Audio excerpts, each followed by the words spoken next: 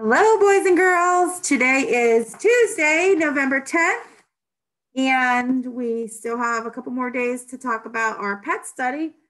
But before we do that, let's review our color, number, letter of the week. Does anybody remember what the color of the week is? I tried to trick you today. Starts with the letter O and it makes the oh sound. Orange. Did you remember that? Can you think of anything that's orange? We've said pumpkins, oranges, orange juice. Miss Donna, can you think of anything else that's orange? I know.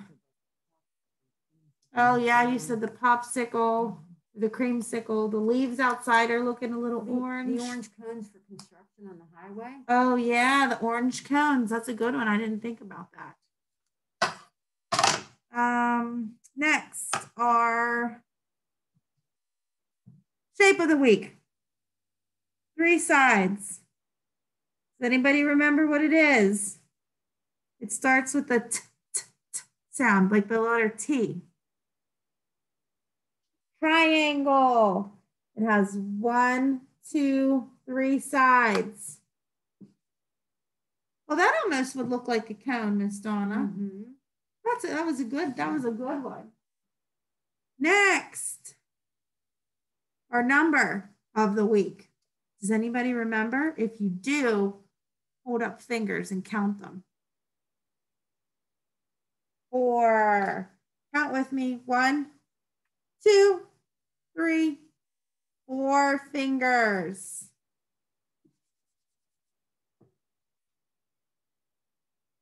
The letter of the week. It makes a p, p, p sound. P, p, p. What are some things that we said that start with the letter P or the p, p sound? Pumpkin, popsicle, pancakes, pretzels, pickles. I also have this right here that we can look at, and it shows us some other things. Penny, kale, popcorn, pizza. What about an animal that starts with the letter P and the p, p sound? Pig. Very good. All right, and then last but not least, the word of the week. It starts with the letter W, E, E. We are talking about pets. So moving forward into our pet study today, I want to ask you the question of the day. And that is, why do we have pets? Think about it. Why do we have pets? Can you think of a good reason? Maybe because they're cute? Because it's nice maybe to take care of an animal. Like I like to go home and walk my dogs. It's nice to do that. It feels good. Also, when they're little, if you have like a kitty and a puppy or 2 puppies or 2 kitties, they're fun to watch whenever they play because they're so cute and they make me laugh. Can you think of any other reasons why someone might have a puppy? Think about it. Okay, so you keep thinking about that and we can come back to it. So the next thing that I wanted to ask you is, who loves you? Think of some people who love you. I'm going to write down some people who love me, and I'm going to show you my list. My mommy loves me.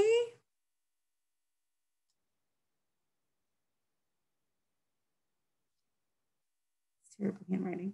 My daddy loves me. My sister loves me.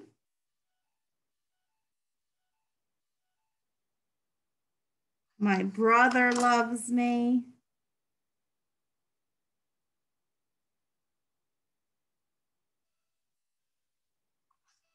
Who else loves me? My grandma loves me. And my grandpa. My aunts and uncles.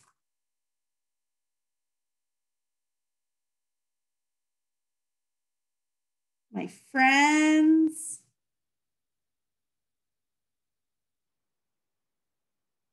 Wow, I have a long list of people who love me.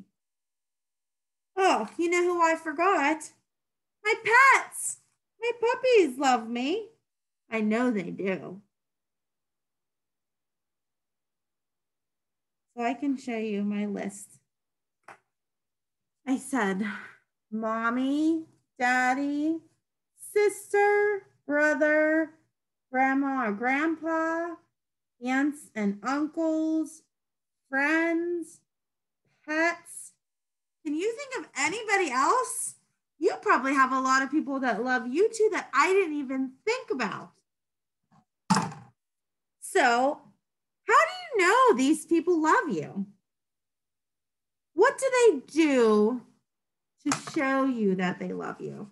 So, how do you know your mommy, your daddy, your grandma? How do you know that they love you? What are some things that they do to show you that they love you? So I want to introduce you to this word. I'll tell you what it is, and then I want you to try to say it. It starts with the letter A, the sound. The word is affection. Try saying that, affection. And the word affection is the feeling of liking and caring for another person or thing. So we're talking about why or who loves us, how we know they love us. So a lot of the times you know that they love you because they show you affection. So like, for example, my pets show me affection when I come home from work. They're really excited. Their tails are wagging. They come running downstairs to see me. They're jumping on me and kissing my face. And as soon as I sit down, they're on my lap. They want all my loving, and they want me to give them all my loving, and they want to give me all their loving. So that's what I do with my pets. Now I wonder what do you do with your pets? And if you don't have a pet, what could you do to show your pet that you love it? What are some things? Think of some things you can come up with to show your pet that you love it. You could take your dog for a walk, take your cat for a walk. You don't know if people really walk cats, but sometimes giving them a treat or a reward, a new toy. Those are ways to show them that you love them too. So you should keep in mind though, and try to remember that not all animals are the same, and not all animals want to receive affection from people. For example, like a fish or a bird, they don't like to be touched.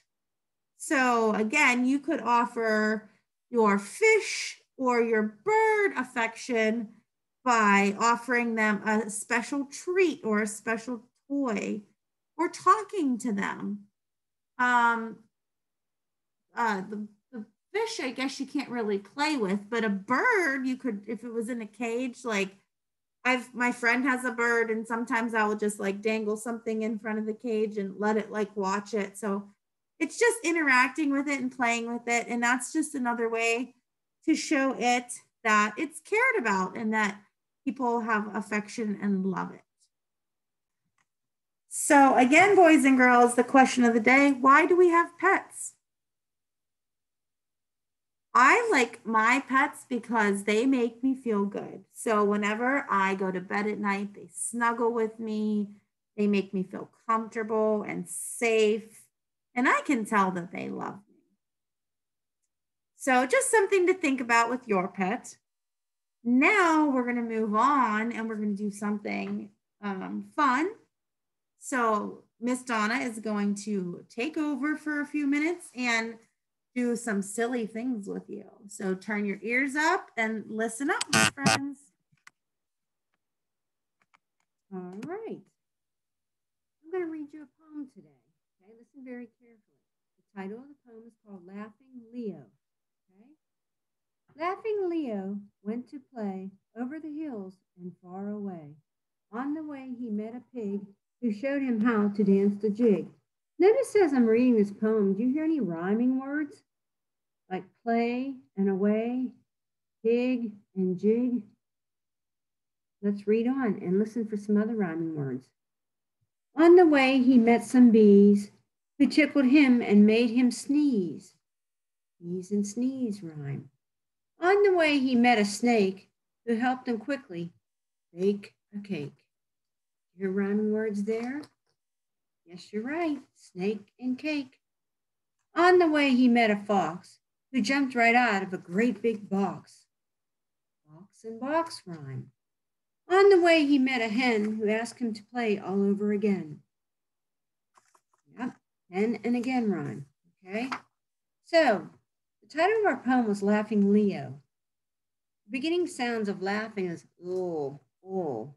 L makes the ol sound. And Leo has the same beginning sound, also makes the ol sound. Okay?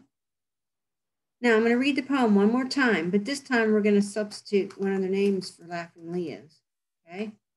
So we're going to use some descriptive words. So on the way he met I'm going to say a pink pig. Pink and pig have the same beginning sounds. So I'm describing the pig as pink, who showed him how to dance the jazzy jig. Jazzy and jig have the same beginning sounds, but I'm also describing the jig as jazzy. On the way, he met some busy bees who tickled him and made him sneeze. So, busy and bees have the same beginning sound. On the way, he met a slimy snake who helped him bake a cake. So slimy describes a snake, but it has the same beginning as snake. Slimy and snake. On the way, he met a frisky fox who jumped right out of a great big box. So frisky and fox have the same beginning sound. I'm still using the same beginning sound to describe the fox. Frisky. On the way, he met a happy hen who asked him to play all over again. So happy and hen have the same beginning sounds. Okay? So what if we would take some names? Maybe one of your names. Okay? In this case, I'm going to take my name. Okay? Which would be Donna. So I'm going to write this on here. D-O-N-N-A. Okay? So I'm going to try to describe my name using the same beginning sound as Donna. Okay? So I'm going to think of a word, and it's going to be dancing. So I would call myself or describe myself as dancing Donna. Okay? And same with Miss Carol. I would think of a word to describe Miss Carol that has the same beginning sound as the first name, which is Carol. And she spells her name with a K. I'm going to write Carol. Okay. And I'm going to think of a word that has the same beginning sound as Carol to describe her. And I'm thinking of this word kind. Kind. So I'll write I-N-D. Kind. Notice the beginning letters. Same beginning sound as Carol, Donna. Okay? So think about your own name. how you might want to describe your name. So this might be something that you could work on later on today, okay, to practice, okay? Listening to the sounds, all right? So. Awesome. Thanks, Miss Donna. You're welcome.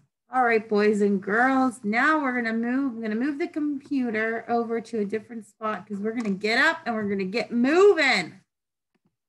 All right, boys and girls. So now we're gonna move a little bit. So I have a chair here set up, and for every movement we make, we're gonna count. So standing up, we're gonna sit down. That's 1, 2, 1, 2. See if you can try it with me. Stand up. Sit down, stand up, sit down, stand up, sit down. 1, 2, 1, 2. Okay, so that was 2 steps. 1, 2, stand up, sit down. So now Miss Donna and I are going to try this. We're going to stand right here. And we're going to do 3. So we're going to jump forward, 1, jump backwards, 2, clap, 3. Oh, I'm like lifting my leg to stomp. What? Do you think we should clap or stomp? Let's just clap. All right, so let's jump forward. 1, jump backwards, 2, 3. Ready? 1, 2, 3. 1, 2, 3. 1, 2, 3. Okay, now that was 1, 2, 3. This time, let's add in a 4th step. So we could, let's see here. Yeah. So we can step forward,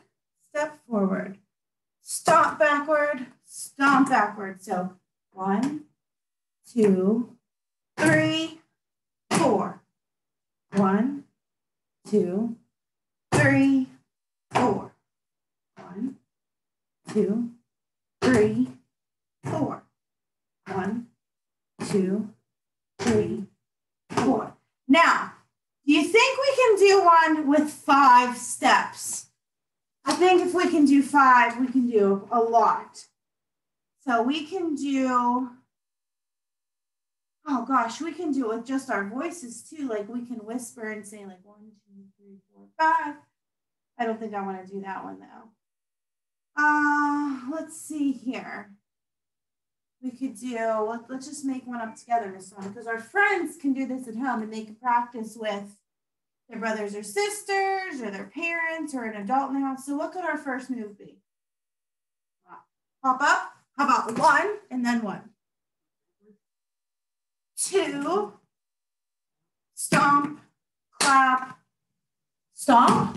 You think we can do that? Okay, so start in the back, and this is going to be 1, 2, 3, 4, 5. Okay, guys, that's a lot of steps. You think you can do it? Ready? Hop up, hop back, stomp up, clap, stomp up. I'm going to count this time instead of say the direction. Ready? 1, 2, 3, 4, 5. 1, 2, 3, 4, 5. Yeah, that's hard for me to even do. Try to do it one more time. Ready? Hop up, hop back, stomp, clap, stomp. Ready? Hop up, hop back, step up, clap. Okay. I think we get it. That's a lot of hard work, huh, boys and girls? All right, we're going to come sit back down and wrap everything up then. Let me move back over to the table. Okay, boys and girls. So then another thing, instead of getting up and moving and being physical and jumping around and clapping and stomping, you can also do like adjustments to your voice. So you can say like 1, 2, 4. So those are 5 steps there too. There's a whole bunch of different ways that you can do it. You can whisper and shout. You can move your arms up, put your hands on your hips, touch your nose, touch your head. There's all sorts of different ways that you can do it. I think 5 steps was a little bit hard for me and Miss Donna. I don't know why, but I feel like if we can't, that might be a little too tough for you, but you might be able to. You might be able to surprise us. See what you can come up with, and you can send us like a picture or a video of you and the steps that you've come up with. Try to do at least 3 steps and see what you come up with. And that is all we have for today. So we are going to wrap it up, and we will see you tomorrow. Have a great day, boys and girls.